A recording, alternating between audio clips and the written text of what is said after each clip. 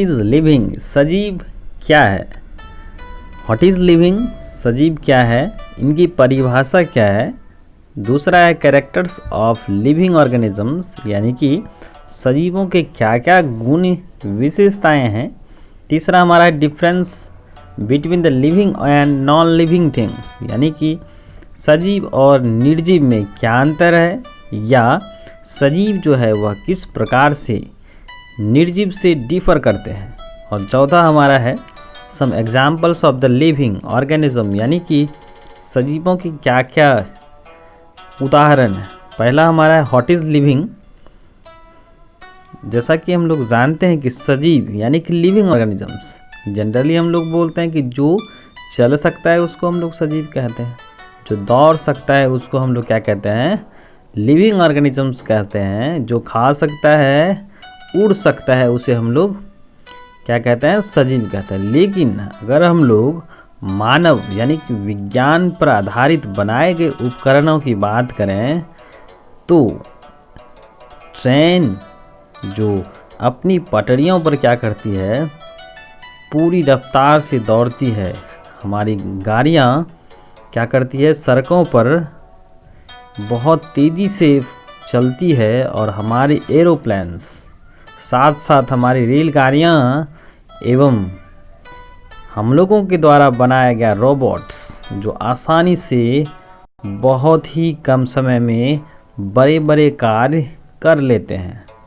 तो यहाँ पर हम लोग उनको सजीव नहीं कहते, क्योंकि उसमें जो है खास कैरेक्टर्स पाया जाता है। तो अब हम लोग बात करते हैं कैरेक्टर्स ऑफ लिविंग ऑर्गेनिजम्स के बारे में कि सजीव में ऐसे कौन कौन से गुण हैं जिसकी वजह से वे क्या कहलाते हैं, सजीव कहलाते हैं, मतलब लिविंग ऑर्गेनिजम्स कहलाते हैं। The living organisms has the following properties, यानी कि सजीवों में क्या क्या गुण मौजूद होते हैं। तो सबसे पहले हम लोग ये जानें कि जो लिविंग ऑर्गेनिजम्स होते हैं, जो चलते, उड़ते और खाना खाते हैं, उसमें ऐसा क्या कैरेक्टर्स है जो कि नॉन लिविंग में नहीं पाया जाता है। तो पहला हमारा है सेलुलर स्ट्रक्चर्स, यानी कोशिकीय संरचना उसमें होती है। दूसरा हमारा है प्रोटोप्लाज्म, यानी कि उसमें जीव द्रव पाया जाता है। तीसरा हमारा है मेटाबॉलिज्म्स, यानी कि उसमें उपापचय की क्रिया होती है। चौथा है न्यूट्रिशंस, यानी उसमें पोषण होता है। अगला हमारा है रिस्पायरेशंस, उसमें श्वसन की प्रक्रिया होती है। अगला है सर्कुलेशंस, यानी कि उसमें परिवहन होता है। अगला एक्सक्रीजन्स, उसमें क्या होता है, उत्सर्जी, यानी कि उसमें उत्सर्जन होता है। लोकोमोशन, यानी कि उसमें गमन होती है, प्रचलन होती है। ग्रोथ एंड डेवलपमेंट, वृद्धि एवं इनके साथ साथ विकास होता है। सेंसिटिविटी, यानी संवेदनशीलता पाई जाती है।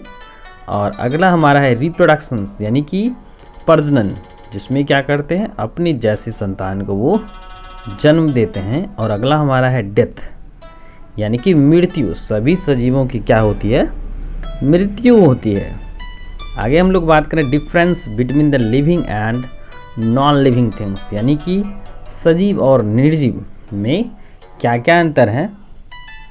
तो difference between the living and non living things, सजीव व निर्जीव से किस प्रकार से डिफर करते हैं। तो सबसे पहले हम लोग ये जाने कि लिविंग थिंग्स, यानी कि जो हमारा क्या है, सजीव है, उसमें क्या क्या कैरेक्टर्स है, और नॉन लिविंग थिंग्स में क्या क्या कैरेक्टर्स है।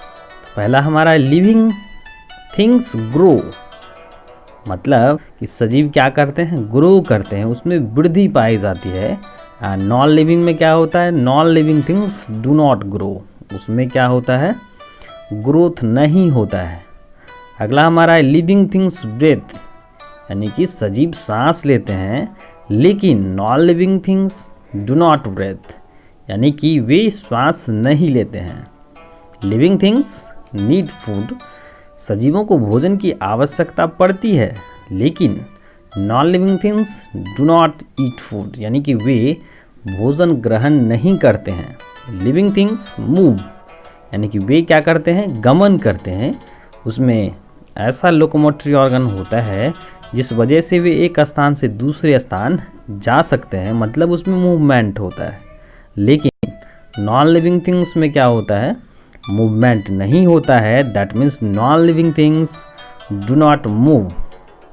लिविंग थिंग्स फील, यानी कि वे महसूस कर सकते हैं, लेकिन non living things do not feel, वे महसूस नहीं कर सकते हैं, मतलब उसमें सेंसिटिविटी नहीं पाई जाती है। लिविंग थिंग्स रिप्रोड्यूसेस, यानी वे अपने जैसे संतान को जन्म देने की क्षमता रखते हैं, लेकिन नॉन लिविंग थिंग्स क्या करते हैं, डू नॉट रिप्रोड्यूसेस, वे किसी भी प्रकार के संतानें उत्पन्न करने की क्षमता नहीं रखती है। Living things, non living things